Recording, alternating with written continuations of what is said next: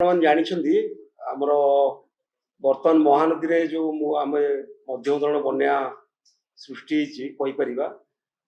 ସେଟା ବର୍ତ୍ତମାନ ଆମର ଜଳସମ୍ପଦ ବିଭାଗର ମେନ୍ ଫୋକସରେ ଅଛି। ଜଳ ବନ୍ୟା ନିୟନ୍ତ୍ରଣ କେମିତି ଠିକ୍ ଭାବରେ ହେଇପାରିବ। ମୁଁ ଆପଣମାନଙ୍କୁ ଯାହା ଇନଫର୍ମେସନ୍ ଆମେ ଯାହା ଏଯାଏଁ ଯାହା ସବୁ ଘଟିଛି ଘଟଣା, ଆମେ ଯେମିତି ଆଶା କରୁଥିଲେ ଯେ 9 ଲକ୍ଷ କ୍ୟୁସେକ୍ସରୁ ଉପରେ ଜଳ ପ୍ରବାହିତ ହେବ ମୁଣ୍ଡଳିଠାରେ। କାଲି ରାତି 11ଟା ବେଳେ ଆମେ ତାର ପିକ୍ ଫ୍ଲୋଡ୍ ପାଇଥିଲୁ 8,88,000 କ୍ୟୁସେକ୍ସ। ତା ପରଠୁ ସେଟା ଗ୍ରାଜୁଆଲି କମି କମି ସକାଳକୁ 8,65,000 କ୍ୟୁସେକ୍ସରେ କନଷ୍ଟାଣ୍ଟ ରହିଛି। 12ଟା ବେଳେ ମଧ୍ୟ ସେ 8,65,000 କ୍ୟୁସେକ୍ସ ଜଳ ମୁଣ୍ଡଳୀରେ ପ୍ରବାହିତ ହେଉଛି। ସେଟା ଗ୍ରାଜୁଆଲି କମିବ ବୋଲି ସନ୍ଧ୍ୟା ସୁଦ୍ଧା ଆମେ ଆଶା କରୁଛୁ। ଆଉ କାଲି ସକାଳ ସୁଦ୍ଧା ଆଉ ଫର୍ଦର କମିଯିବ। ତା ପ୍ରଭାବରେ ଯାହା ଯେମିତି ମୁଁ କାଲି କହିଥିଲି ତଳିଆ ଅଞ୍ଚଳର ସବୁ ଶାଖା ନଦୀ ମାନଙ୍କରେ ଅଳ୍ପ ବହୁତ ବନ୍ୟା ଆସିବ। ଯେମିତିକି ଆଜି ସକାଳେ ମୁଁ ନଉଥିଲି ଖବର, ଆମର ଦୟା ନଦୀର ଯୋଉ ଏସ୍କେପ୍ ଅଛି କଣ୍ଟି ପାଖରେ, ମାଧିପୁର ପାଖରେ, କୁଶବଦାରରେ ଆମର ଗୋଟେ ଅଛି ଅଚ୍ୟୁତପୁର ପାଖରେ, ତ ସେଠି ଜଷ୍ଟ ପାଣି ଓଭରଫ୍ଲୋ କରିବା ଆରମ୍ଭ କରିଥିଲା। ସେଟା ଆକ୍ଚୁଆଲି 8 ଲକ୍ଷରୁ ଉପରେ ପାଣି ହେଲେ ସେ ସବୁ ନଦୀର ଏସ୍କେପ୍ ରଖାଇଥାଏ, ରିଭର ଏସ୍କେପ୍ ବୋଲି, ସେଫ୍ଟି ପାଇଁ। ସେଠି ଅଟୋମେଟିକ୍ ପାଣି ବାହାରିଯାଏ, ପାଖାପାଖି ନାଳରେ ଯାଇକି ପଡ଼େ। ସେଠି ଯେହେତୁ 8 ଲକ୍ଷ ପରେ ଆମେ ବନ୍ୟା ଜଳ ପାଇଲେ, ସେଠି ଆଜି ସକାଳୁ ଓଭରଫ୍ଲୋ କରିଛି।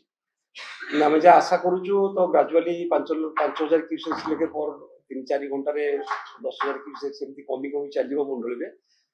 ତେଣୁ ସନ୍ଧ୍ୟା ପରେ ପୁଣି କମିକି 8,50,000 ହେଇଯିବ। ମେ ବି କାଲି ସକାଳକୁ ଆମେ 7.5ରୁ 8 ଲକ୍ଷ କ୍ୟୁସେକ୍ସ ଜଳ ମୁଣ୍ଡଳିରେ ପ୍ରବାହିତ ହେଇଯିବ।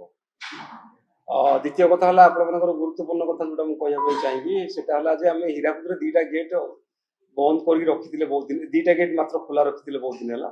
ତାର କୌଣସି ଗେଟ୍ ଆଉ ଖୋଲୁନଥିଲେ ଯେହେତୁ ତଳେ ବନ୍ୟା ଥିଲା ବୋଲି। ଆଜି ସକାଳ ସୁଦ୍ଧା ଆମର ହୀରାକୁଦର ଲେବୁଲ ଆମେ 624 ପହଞ୍ଚି ଯାଇଥିଲେ, 624.60 ଫିଟ୍ରେ ପହଞ୍ଚି ଯାଇଥିଲେ। ତେଣୁ ଯେହେତୁ ତାର ସବୁଠୁ ଅଧିକ ଜଳପତନ 630 ଏବଂ ଏବେ ବି ଆମେ ସେଠି ଉପର ମୁଣ୍ଡରୁ ଇନଫ୍ଲୋ 3 ଲକ୍ଷ କ୍ୟୁସେକ୍ସ ଉପରେ ପାଉଛୁ। ତେଣୁ ଆମେ ଚାହିଁଲୁ ଯେ କିଛି ହୀରାକୁଦରୁ କିଛି ଜଳ ତଳକୁ ଛାଡ଼ିବା ଦରକାର ପଡ଼ିବ। ତାକୁ ଆମେ ବନ୍ୟା ନିୟନ୍ତ୍ରଣ ପାଇଁ ଗୋଟେ ଟାଇମ୍ ଲାଗ ରଖିଲୁ। କାରଣ ଆମେ ଯେମିତି ଜାଣିଛେ ଆମେ ଖଇରମାଳରେ ବର୍ତ୍ତମାନ ଆମେ 5,27,000 କ୍ୟୁସେକ୍ସ ଜଳ ଖସିଗଲାଣି। ସେଠି ଆମେ ହାଏଷ୍ଟ ପାଇଥିଲେ ଏଇ ଫ୍ଲଡରେ 7,90,000। ବର୍ତ୍ତମାନ ଯେହେତୁ 5,27,000 କ୍ୟୁସେକ୍ସ ଖସି ଆସିଲାଣି, ତେଣୁ ହୀରାକୁଦରୁ ଯୋଉ ଧରନ୍ତୁ ଆମର 12ଟା ଗେଟ୍ ଖୋଲା ହେଲେ 1,80,000, ପାୱାର ଚ୍ୟାନେଲ 30,000, 2,10,000 କ୍ୟୁସେକ୍ସ ଜଳ ସେଠି ମିଶିଲେ ବି ଆମର ଟୋଟାଲ ଫ୍ଲଡ୍ 7.5 ଲକ୍ଷ ଉପରକୁ ଯିବ ନାହିଁ। ତେଣୁ ବର୍ତ୍ତମାନ ଜଳସମ୍ପଦ ବିଭାଗର ଷ୍ଟ୍ରାଟେଜି ହେଲା ଆମେ ମୁଣ୍ଡଳିଠାରେ ଯେମିତି କାଲିଠୁ ଯୋଉ ଯେତେ ସମୟ ପାରିବା ଆମେ 7.5 ଲକ୍ଷ କ୍ୟୁସେକ୍ସ ଭିତରେ ଆମର ବନ୍ୟା ଜଳକୁ ନିୟନ୍ତ୍ରଣରେ ରଖିବା, ଯେମିତିକି ଆମେ ଆଉ ତାର ବିଶେଷ ବନ୍ୟା ପ୍ରଭାବ ତଳ ଅଞ୍ଚଳରେ ପାଇବା ନାହିଁ। ସେଇ ହିସାବରେ ଆମର ଫ୍ଲଡ୍ ମ୍ୟାନେଜମେଣ୍ଟ କରୁଛୁ। ଆଜି ସକାଳ 10ଟାରେ ଆମର ସବୁ ଇଆଇସି ଆଉ ଚିଫ୍ ମାନଙ୍କ ସହିତ ଆମେ ଗୋଟେ ମିଟିଂ କରିଥିଲୁ। ସେଇଥିରେ ଯାହା ଡିସାଇଡ୍ ହେଲା, ଆମେ 12ଟା ଗେଟ୍ ଆଜି 10ଟା ଗେଟ୍ ଆଜି ସକାଳେ ଖୋଲିଲୁ। 2ଟା ଖୋଲା ଥିଲା, 12ଟା ହେଲା, ଆଉ 2ଟା ଆମେ 12ଟା ପରେ ଖୋଲିବୁ ଡିସାଇଡ୍ କରିଛୁ। ସନ୍ଧ୍ୟା ପରେ ଆମେ ଯେତେବେଳେ କମିଯିବ ଖଇରମାଲରେ ଆଉ 1-1.5 ଲକ୍ଷ କ୍ୟୁସେକ୍ସ ଜଳ, ଆଉ 10ଟା ଗେଟ୍ ଖୋଲିବୁ। ଏମିତି ଆମେ ଟୋଟାଲ 22ଟା ଗେଟ୍ ଖୋଲିବା ପାଇଁ ଚିନ୍ତା କରୁଛୁ ସନ୍ଧ୍ୟା ଭିତରେ। 22ଟା ଗେଟ୍ ଖୋଲିଲେ ଆମର ଯଦି 15,000 କ୍ୟୁସେକ୍ସ ଯେମିତି ଆପଣ ଜାଣିଛନ୍ତି ଗୋଟେ ଆସିବ, ତ 3ରୁ 3.5 ଲକ୍ଷ ଜଳ ପ୍ରବାହିତ ହବ। ସେତେବେଳକୁ ଆମର ଖଇରମାଲରେ 4 ଲକ୍ଷ ତଳକୁ ପାଣି ପଳେଇ ଆସିଥିବ। ତେଣୁ ସର୍ବମୋଟ 7.5 ଲକ୍ଷ କ୍ୟୁସେକ୍ସ ଜଳ ଆମେ ମୁଣ୍ଡଳିରେ ପାଇବା ପାଇଁ ଚିନ୍ତା କରିକି ସେ ଅନୁସାରେ ଆମର ବନ୍ୟା ପରିଚାଳନା କରୁଛୁ। ଏଇଟା ହେଲା ମହାନଦୀ ସିଷ୍ଟମର ଅପଡେଟ୍ ଫିଗର। ଆପଣ ଯେମିତି ଜାଣନ୍ତି ଆମର 12ଟା ଗେଟ୍ ଆକ୍ଚୁଆଲି ଖୋଲା ହେଲା, 2ଟା ଆଗରୁ ଖୋଲା ଥିଲା, ଏବେ 10ଟା ଖୋଲିଲୁ। ତ 12ଟା ଗେଟ୍ରେ ବାହାରିବ 1,80,000 କ୍ୟୁସେକ୍ସ, ଆଉ ପାୱାର ଚ୍ୟାନେଲ ଯୋଉ ଆମର ହାଇଡ୍ରୋ ପାୱାର ଅଛି ସେଠୁ 30,000 କ୍ୟୁସେକ୍ସ। ଏମିତି 2,10,000 କ୍ୟୁସେକ୍ସ ବର୍ତ୍ତମାନ ଜଳଭଣ୍ଡାରରୁ ଜଳ ତଳକୁ ନିଷ୍କାସିତ ହେବ। କାରଣ ଆମର ଇନଫ୍ଲୋ ଅଧିକ ଅଛି ଉପର ମୁଣ୍ଡରୁ, 3,50,000 କ୍ୟୁସେକ୍ସ ଅଛି, ସେଟା ବଢୁଛି ବି। ତେଣୁ ସେଟା ଯେହେତୁ ସନ୍ଧ୍ୟାବେଳକୁ 4 ଲକ୍ଷ କ୍ୟୁସେକ୍ସ ହବ, ତାକୁ ଆମେ ବାଲାନ୍ସ କରିବା ପାଇଁ ଆଉ 10ଟା ଅଧିକ ଗେଟ୍ ଖୋଲିବୁ। ଟୋଟାଲ 22ଟା ଗେଟ୍ ଖୋଲିବୁ ବୋଲି ପ୍ଲାନ୍ କରୁଛୁ। ଆମେ ଯେମିତି ଜାଣିଛେ ଆମର ପାଖାପାଖି ମିନିମମ୍ 72 ଘଣ୍ଟା, ତ 48 ଯେହେତୁ ପାଣି ଅଛି ନଦୀରେ, ଆମେ 48 ଘଣ୍ଟାରୁ 72 ଘଣ୍ଟା ଭିତରେ ସେ ପାଣି ମୁଣ୍ଡଳିରେ ପହଞ୍ଚିବ। କିନ୍ତୁ ମୁଁ ଯେମିତି କହିଲି ଆମର ମେନ୍ କଣ୍ଟ୍ରୋଲ ପଏଣ୍ଟ ହେଲା ଖଇରମାଲରୁ ଆମକୁ ବରମୁଲ, ତାପରେ ଆସୁଛି ମୁଣ୍ଡଳି। ତ ସେଇଟା ପାଖାପାଖି 12ରୁ 18, ଇଏ 12ରୁ 18, 24ରୁ 36 ଘଣ୍ଟା ଲାଗେ ଖଇରମାଲରୁ ପାଣି ପାଇବା ପାଇଁ।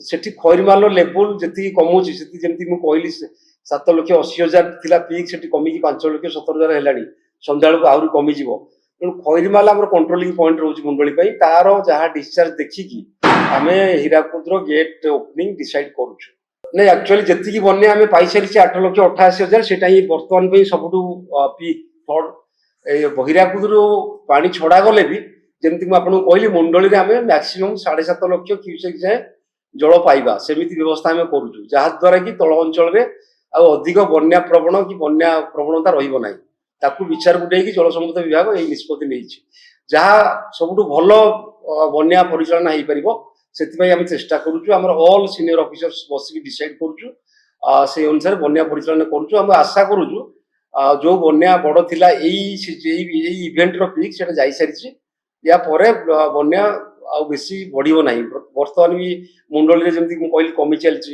8,88,000 8,65,000 पहुंचलानी संध्या सुधा मे भी 8 लाख हो काली सकाल को 7.5 लाख हो 7.5 लाख भितर ही मुंडली फ्लड को आम नियंत्रण करने चेष्टा कर एक्चुअली आज तो रेनफॉल प्राय ना ओडिशा ना छत्तीसगढ़ में ना आईएमडी जहाँ प्रेडिक्शन करते 3 तारिख जाए प्राय एमती हेवी रेनफॉल जमी बन्या कला रेनफॉल प्रेडिक्शन ना से दृष्टि यही पाणीपाग आमको सहायक हम ये बन्यार पानी को निष्कासन करने समुद्र को आमको यहाँ गोटे आडभांटेज पोजिशन आम रहा वर्षा 3 तारिख 4 तारिख बेलू हम प्रेडिक्शन अच्छी से आम अवस्था बहुत सुधुरी जाइए हीराकुद बंध भी आहरी अधिक पानी रखापी प्रस्तुत थी आमर जहाँ बन्या जल अच्छी सी भी तल को निष्कासित हो सारी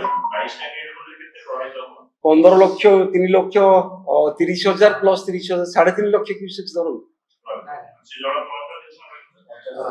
72 घंटा लगे पाखापाखि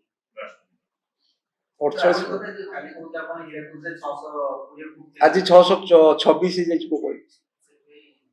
नहीं से दरकार भी कारण फ्यूचर पुणी बन्या आसो मुकाबला करा पड़ो आमर आम गोटे विराट पदक्षेप नहीं हीराकुद जलस्तर को 626 नहीं जाइलु जोटा कि जनरली आम नौना कारण आर वर्ष ये जलस्तर बोधे 600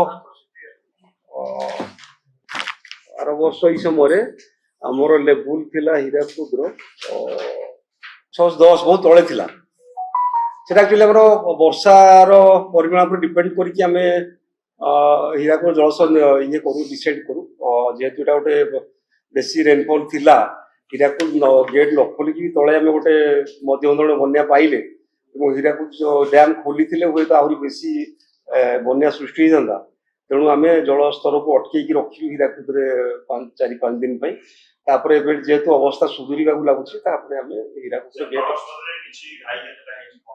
घाई तो महानदी सिस्टम रे जाए नहीं आप जानते काली आम पीक खाई से गुड़ा आमको तल स्तर में पहुंचा 18 ରୁ 24 घंटा लगे संध्या पर तार पीक से माने जमी पुरी केन्द्रापड़ा जगतसिंहपुर एरिया से जल पहुंचो कारण एठू भी लगे 18 ରୁ 24 घंटा पहुंचापी तल मुंडली पाख तेणु आम वाचफुल अच्छु जाए कौन ब्रिज है ना कि आम जो पुणे फ्लड होता है सालंदी बैतरणी जलकार से 3टा नदी आम जमी कहली 7टा घाई होता आम बंद करने पदक्षेप नहीं आज सकाଳେ भी आमर जो अच्छी सालंदी जेहेतु पानी लेवल बेसी कमी ना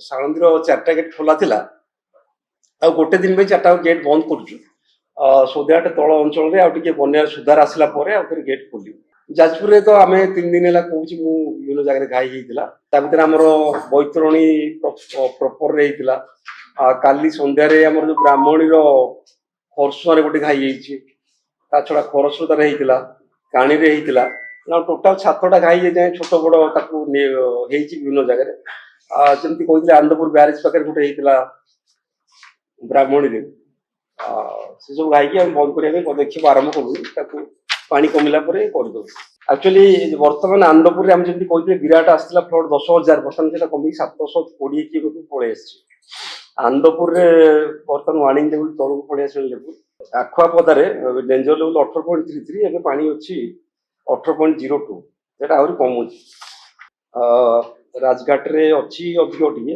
17 फुटिया बेले 18.8 अच्छे से पानी कमाई आज हदगढ़ गेट बंद कर बुढ़ाबड़ तो डेंजर लेवल तौर को पलि गोविंदपुर में जलकार भी 6.3 अच्छी 6.5 जगह